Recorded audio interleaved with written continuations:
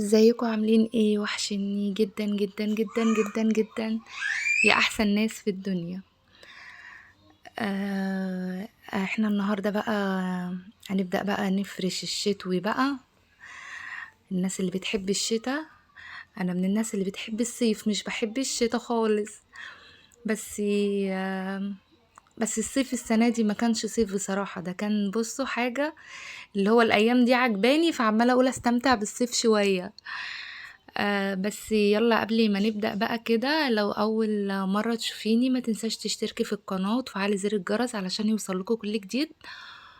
وبالنسبة للناس اللي بتشتمني بقى، يلا ربنا يطول في عمري وافضل حرقة دمكم كمان وكمان.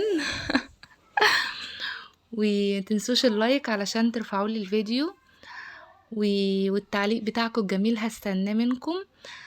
ويلا بقى نبدأ. انا كده بدأت بأوضة الأطفال عندي، فقلت بقى ايه امسكها امرشها. امسكها بصوا، يعني من اولها لاخرها كده. انا فضيت تحت السراير، مرضتش بصراحة اجيب لكم اللقطة ديت علشان ما اطولش عليكم الفيديو. ورحت بقى ايه ماسكه الحيطان بقى، ورحت قعدت ادعك فيها. بصوا الحته اللي تحت في الحيطه دي رطوبه من جنبينا في مطبخ، فباين كان في ماسورة مكسورة عندهم ولا ايه. فكانت مبهدلالي يعني، البتاع عندي البياض وكده. بس فمسكت بقى الحيطة قعدت ادعك، والصابون طبعا نزل على الارض، فقلت ادعك الارض بالمرة. طبعا انتوا عارفين بقى كارما ورونزا ما كانوش راضيين يسيبوني اعمل حاجة لوحدي، فربنا يخليهم لي يا رب. وطبعا مش عايزين بس قبل ما نكمل الفيديو كده، مش عايزين ننسى اخواتنا اللي في فلسطين. ربنا معاهم يا رب، وفي عونهم ويصبرهم يا رب. يا رب الواحد موجوع قلبه وحياة ربنا من الفيديوهات اللي بيشوفها الأطفال دي ذنبها ايه؟ ذنبها ايه بجد؟ يلا يا ريت كل واحد بيشوفني، كل حد بيشوفني يا ريت يكتب في كومنتات ربنا يصبرهم يا رب. يا رب بحق جاي النبي، يا رب يصبرهم على اللي هم فيه يا رب.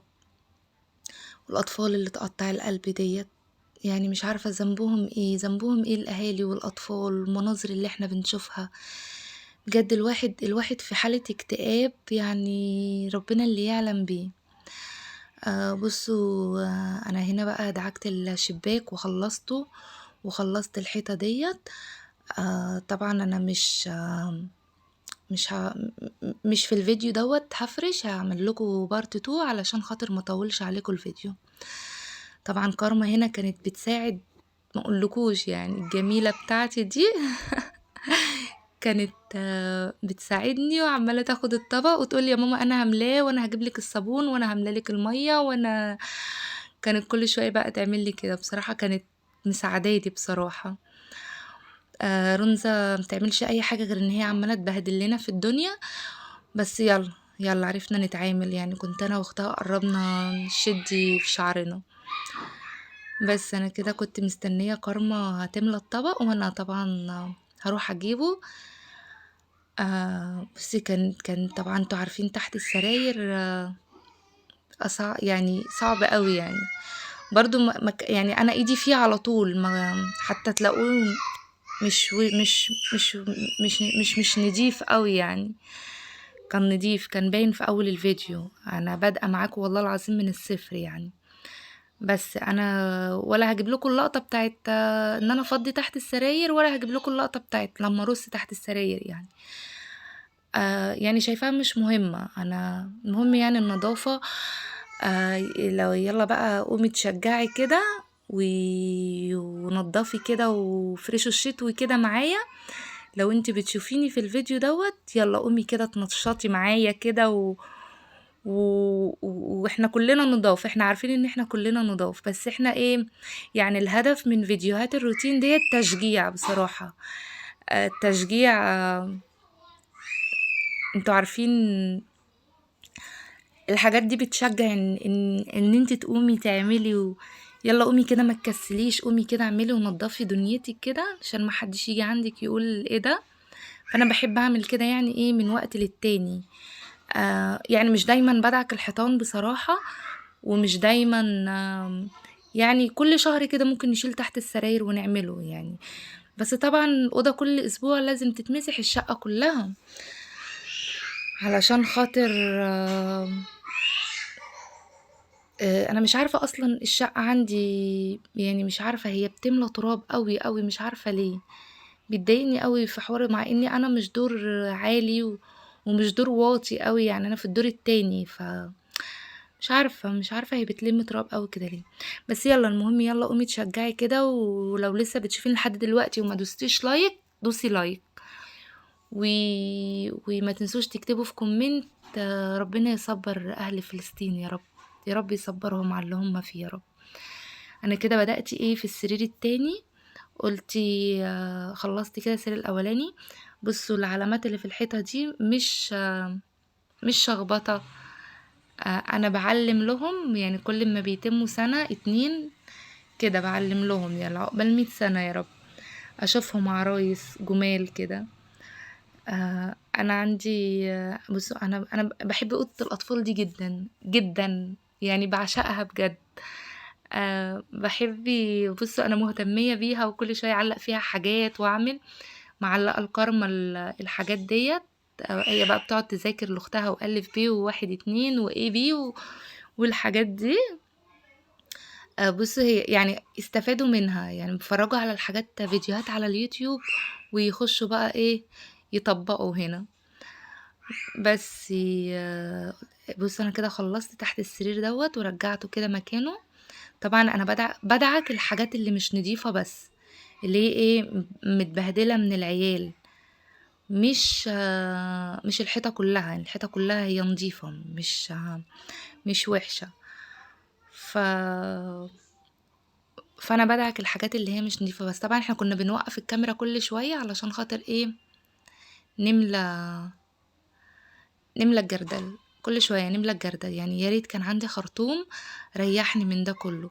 رُنزة بقى بُص رُنزة قليلة الأدب، قليلة الأدب مغلّباني، مغلّباني، يعني إيه، يا ريتها بتساعد كده زي أختها. إحنا كده خلّصنا بقى الحيطة ديّة، ندعك بقى الشباك ده زي ما دعكنا الشباك التاني. نخلّص بقى إيه، يعني بُصّوا هو برضه نضيف، أنا دايمًا باعمله بالجلانس، بس باحب برضه أدعكه بالسلكة كده من وقت للتاني علشان خاطر إيه، يعني هو نضيف بس لازم يعني نضافة بالمرّة. بس كارما بصراحة تعبت معايا أوي، أوي. كل شوية تجيب لي المساحة والمقشة وتقول لي خدي يا ماما علشان خاطر يبقوا جنبِك علشان ما تعبكيش، الجميلة بتاعتي دي. ربنا يخلّيها يا رب، يا رب يخلّيها كده ويشوفها أحلى عروسة هي وأختها يا رب. يالّا لو عندكم بقى واحدة زي كارما كده اكتبوا لي في الكومنتات.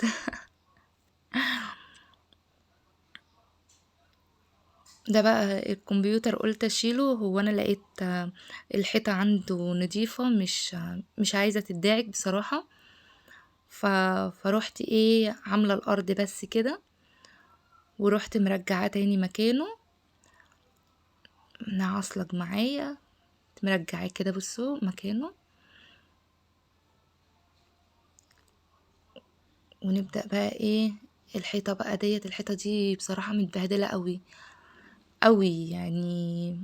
بس ما رضيتش آجي جنب الكهربا علشان خاطر ما نتكهربش يعني والأطفال وكده.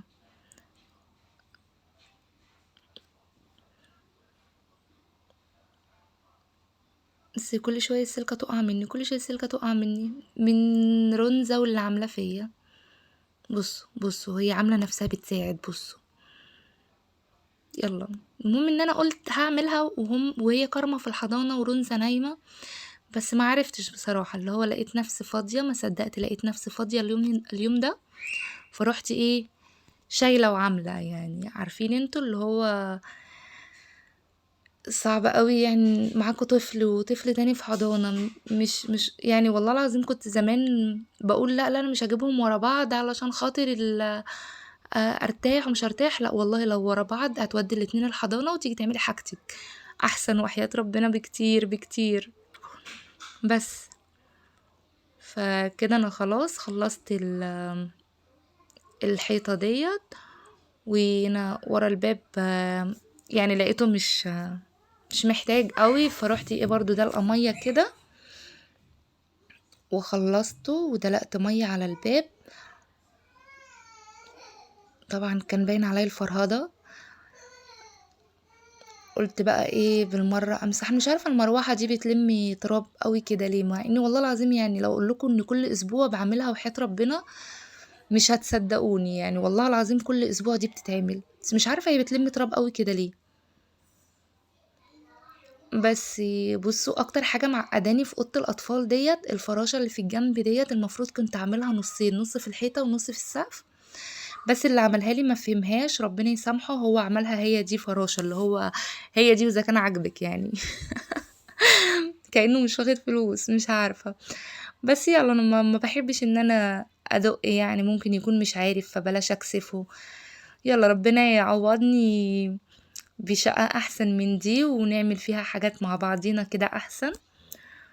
و اوعوا تكونوا لسه ما دوستوش لايك، هزعل والله. اوعوا بعد المجهود اللي انا عملته والتعب ده، اوعوا. بس انا كده بقى ايه خلصت المروحة ولمعت الكمبيوتر علشان لما اجي افرش كده افرش ايه على نظافة من كل حاجة، يعني انا كل حاجة ظبطتها، كل حاجة. انا كنت جايبة بكرة اللزق دي علشان كانت اليوفط اللي انا معلقاها بتاع الكارما ديت مفكوكة من مكانها، فقلت ايه اعملها الزقها كده، اللي هي بتاعت الف ب واحد اتنين وكده.